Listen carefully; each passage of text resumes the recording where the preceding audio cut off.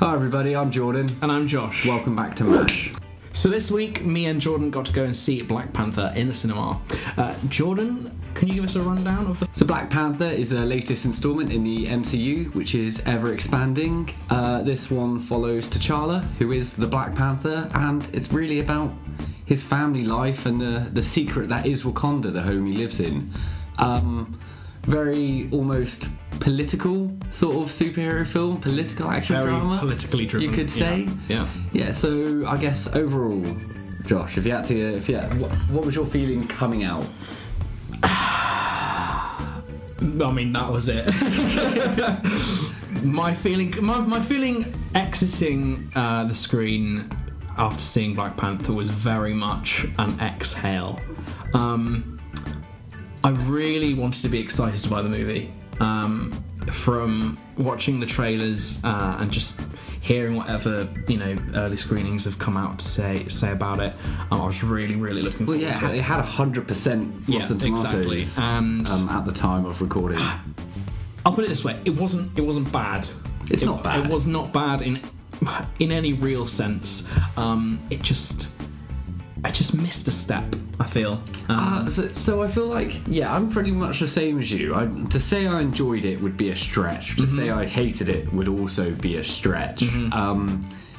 I came out very nothing. If I had to say a bad thing, I would say it's paced very weirdly. Yep. For a YouTube reviewer, I feel like that's always their go-to argument, is the pacing, and I think not a lot of people know what that means. But this, for me, I felt was definitely paced weirdly. It wasn't badly paced. It was a weird pace. Yeah. It was a very weird. The first 5 minutes, the prologue before your big Marvel Studios, that's like, okay. We're seeing a different time zone, where is this now going? Where are we going to start this movie? Where's the story going to lead us? The Marvel ident comes in, and then suddenly you're chucked back into present day. Very much present day in the sense of the MCU timeline in terms of chronologically. And then it sort of sets up one film. And then suddenly they just take a left turn. Yeah, and you're getting excited for that first film. Yes. You're going down this corridor of just like, great, this is what I've come to see, and then suddenly, I don't know, it really, like you say, it really just took a left turn and went. Yeah. Oh, this is the movie I'm watching. Yeah. So what did you think of the action scenes?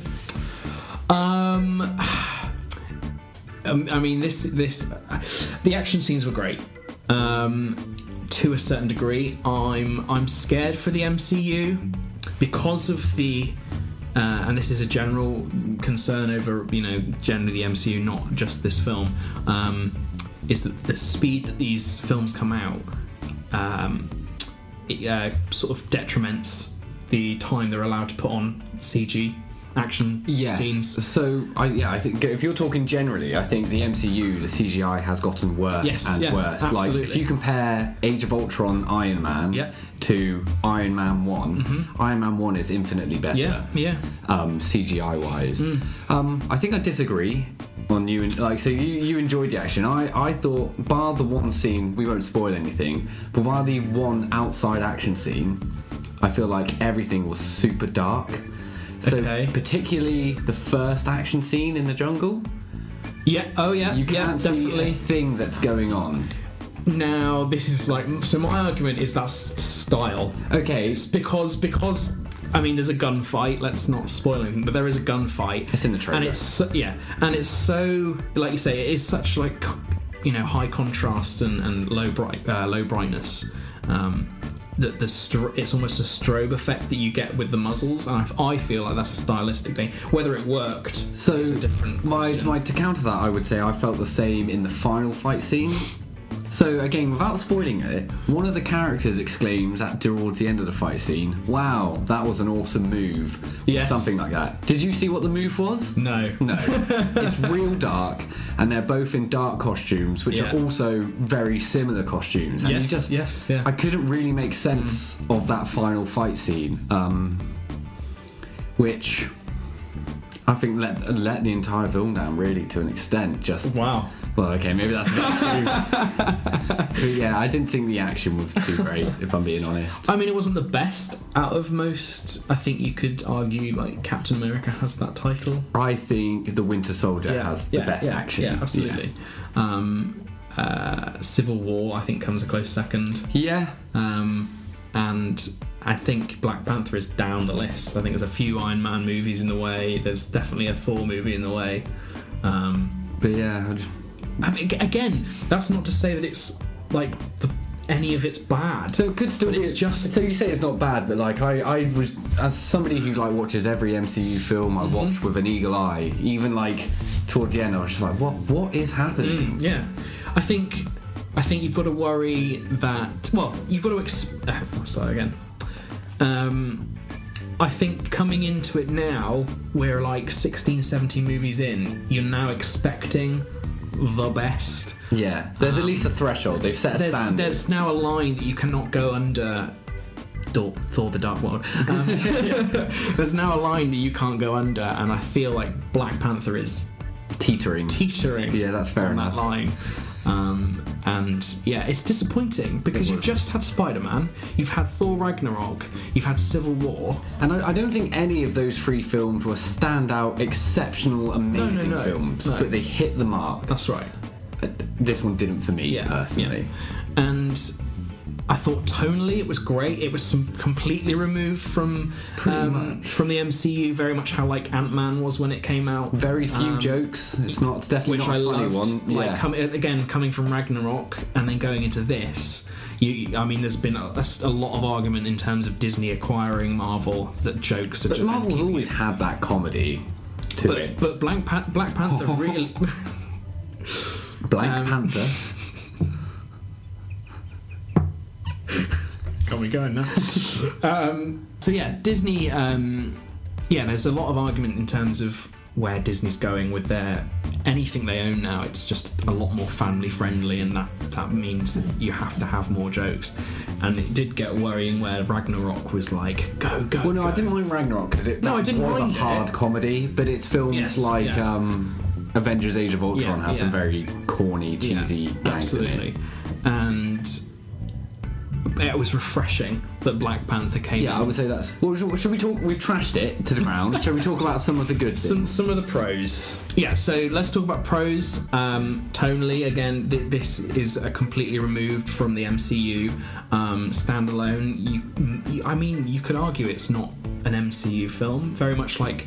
There's very few references in there. Very few. Yeah, and I enjoyed that, again, with the jokes and the tone. That's a big pro for me. What about you? So I personally loved the characters. All of them. My personal favourite is Shuri, the little sister. The sister. She's my new Hollywood crush. The new crush, is it? Yeah. I think everybody in the cast was brilliant. I think Killmonger, Michael B. Jordan, was brilliant. One of the better. This has actually got two of the best Marvel villains to date. I think it was, and I think it's. I mean, a saving glory for Michael B. Jordan, considering, Fantastic Four, and a few other things that he's been in that just haven't really topped it. And you start to wonder whether it's the writing or whether it's the actor. Yeah. And I feel like this allowed him to very much, one, bring himself into the character, and two, prove himself as an actor. Yeah, he was brilliant. Like I said, all of them. The woman from The Walking Dead, from the Delora Marge. Am I getting that right? I can't remember her name. She was brilliant. Chadwick Boseman, I liked him from Civil War. So a really, really strong cast. I feel like the story didn't utilise them properly. Yeah, so for me, my surprise was Martin Freeman. I didn't realise how much he was going to be a part of the movie. It was nice to see him because he wasn't really set up in.